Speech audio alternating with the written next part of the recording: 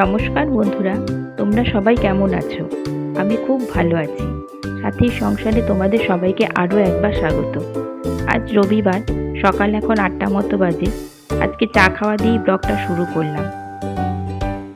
2 cup চা নিয়ে নিয়েছি, আমি আর বাবা খাবো। পায়েল তো এখনও ঘুমাচ্ছে, তবে ও বেশিক্ষণ ঘুমাবে না। ওর আজকে পড়া আছে তো, রবিবার করে ওর পড়া থাকে, তোমরা জানো। 9:30টার থেকে পড়া আছে, উঠে পড়বে এক্ষুনি।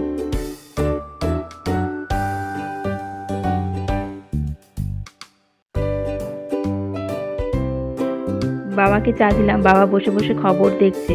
বাবা সকালবেলা টিভিতে খবরটা একটু দেখে, তার সঙ্গে আমিও একটু বসলাম। আজকে আরও একটা বিশেষ দিন, আজ 26শে জানুয়ারি, প্রজাতন্ত্র দিবস। তাই একটু ছুটি ছুটি ব্যাপারটা আছে। ছুটি ব্যাপার বলতে এবছর তো 26শে জানুয়ারি আবার রবিবারই পড়লো। এমনি রবিবার একটা ছুটির দিন।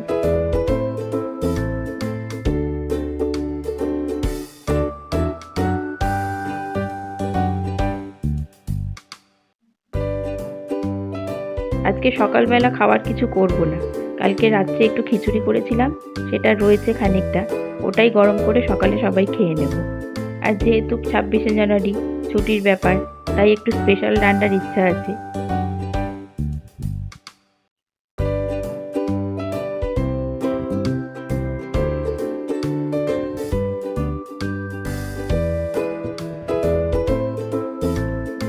ভাবছি একটু ফ্রাইড রাইস করব আর চিকেন কষা করব, আর চাটনি তো আমার থাকেই।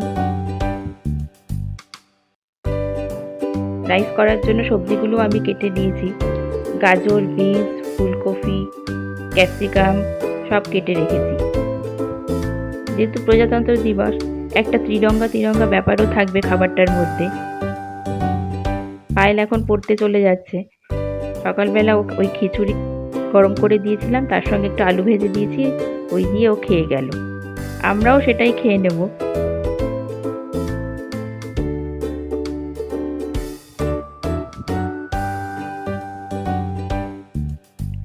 এদিকে রাইসের চালটাও ভিজিয়ে দিয়েছি।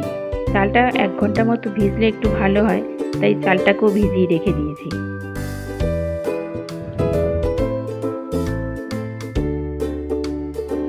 রাইসের ভাজা সবজিগুলো সব ভাজা হয়ে গেছে। ক্যাপসিকাম, বিট, গাজর, ফুলকপি, কাজু বাদাম সবগুলো ভেজে রেখে দিয়েছি। বেশ সুন্দর তিরঙ্গা ব্যাপারটা আসছে না, দেখো। চিকেনও প্রায় হয়ে গেছে, তবে চিকেনের এতটা ঝোল রাখবো না, একটু কষা কষা করব।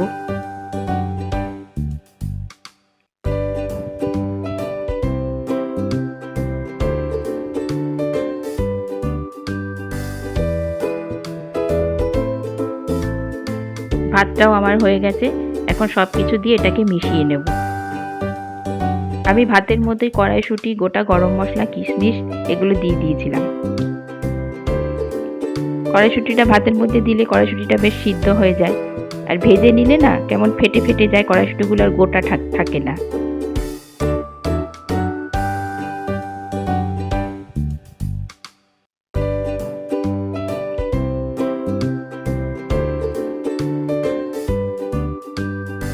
এর মধ্যে একটু নুন, চিনি দিয়ে দিলাম, আর গরম মশলা দিলাম। এর মধ্যে দারচিনি, লবঙ্গ, এলাচ, জায়ফল, জয়িত্রী সব কিছু দিয়ে আমি গরম মশলা করে রেখে দিই। আর একটু ঘি গরম করে নিয়েছিলাম, সেটাও ছড়িয়ে দিলাম।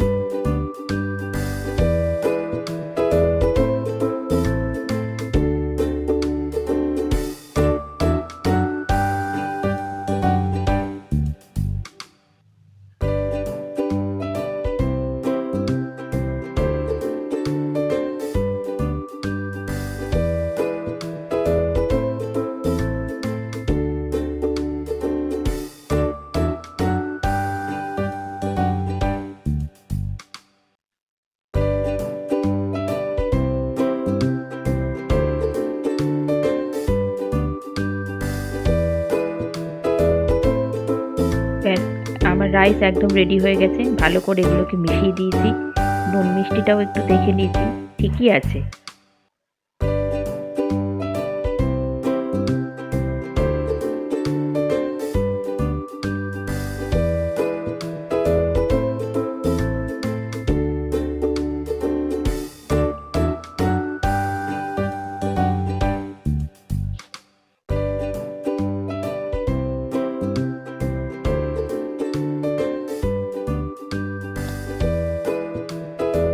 এখন স্নান করে নেব।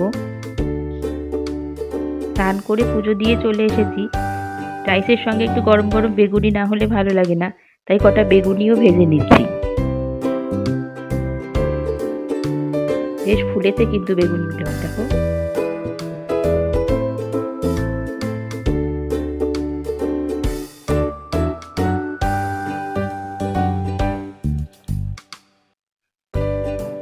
বিকেলবেলা একটু বাপের বাড়িতে এসেছি।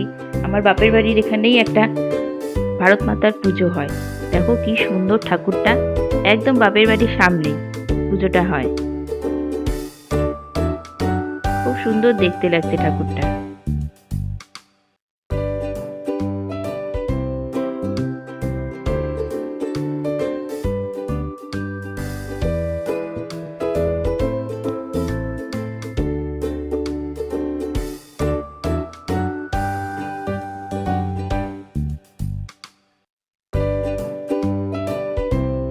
বাড়িতে আমরা ঢুকে গেছি, সবাই মিলে এখানে গল্প গুজব হচ্ছে, আড্ডা দিচ্ছি। মাঝে মাঝে এখানে চলে আসি, বেশ ভালোই লাগে। সবার সঙ্গে থাকে, বৌদি রয়েছে, দাদার মেয়ে রয়েছে। আর আমার দাদার মেয়েটার সঙ্গে আমার পায়েলের খুব ভাব। দুজনে সারাদিন কিন্তু মেসেজে কথা বলে, অথচ একদিন পরে পরেই বলবে, এ বলবে তুই আয়, ও বলবে তুই আয়, এসে দেখা কর।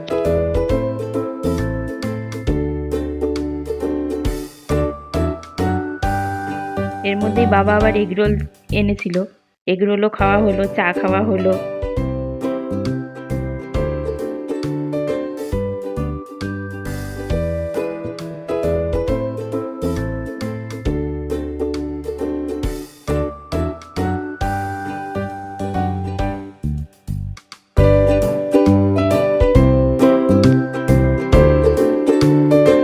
অনেকক্ষণ বসলাম, এবারে আস্তে আস্তে বাড়ি যাব। ঠান্ডাটাও বেশ পড়েছে আজকে।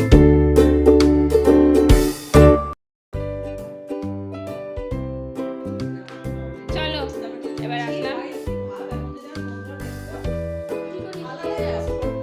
হ্যাঁ, আমার রাইসগুলো কে খাবে? বাড়িতে রাইস রয়েছে, কালকে আর খাবো না।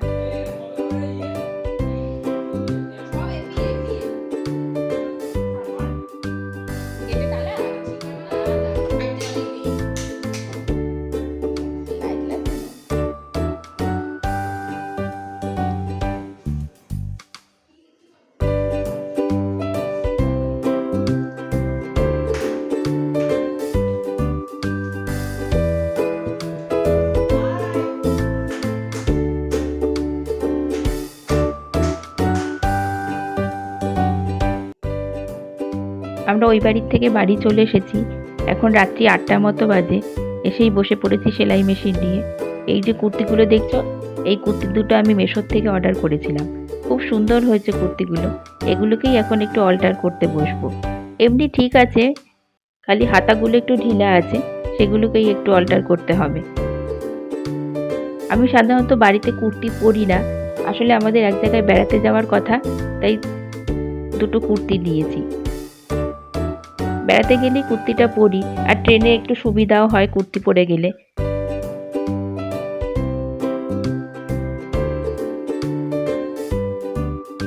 খুব সুন্দর হয়েছে এগুলো।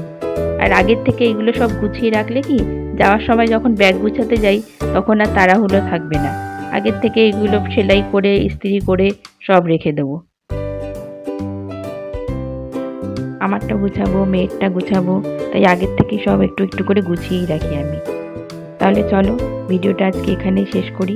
ভালো লাগলে অবশ্যই একটা লাইক করবে, কমেন্ট করবে, আর চ্যানেলটাকে সাবস্ক্রাইব করবে। দেখা হবে পরবর্তী একটা ব্লগে। ততক্ষণের জন্য টাটা।